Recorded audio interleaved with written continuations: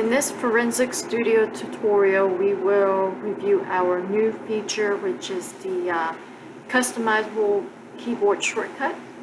This was sought to improve workflow for users, specifically the pro users who would like to have their own keys with the single key presses to make it more ideal for their workflow to be more efficient.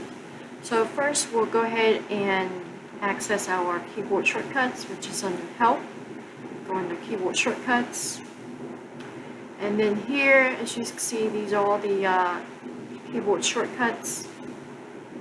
What you can do, if you hover over one of them, you'll see this edit icon here. Just click on one. And here you can customize your shortcut to your liking. If you click on Control, Shift, and then if you want it Control, Shift, and Space, leave it as is. As you can see here, it will say new custom keyboard shortcut will be Control, Shift, Space. If you're okay with that, go ahead and click Accept.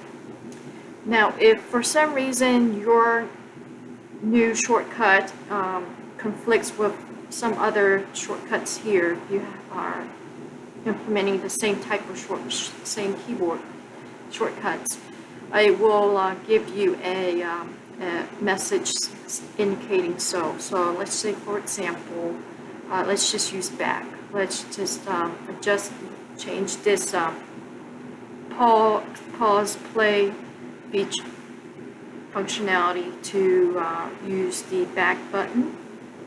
Let's just type that in.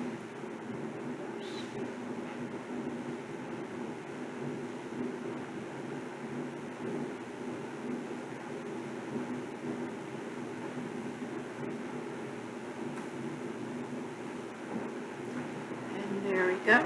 So here you can see it says conflict with player tools, reverse playback pause, which is this thing, this guy here. If you still want this back button to be your pause or play button, you can click accept, but then for the reverse play pause button is empty, so you're going to have to go back and change that to something else. Let's just say for this, let's do the F7 board. Now this one conflicts, let's do F11. So this doesn't conflict, so if you're happy with this, you can do F11. If you want to add Control, Shift, or Alt to your liking, you can add that also. But then let's just go ahead and accept this. And that's how you customize your keyboard shortcuts to make your workflow more efficient.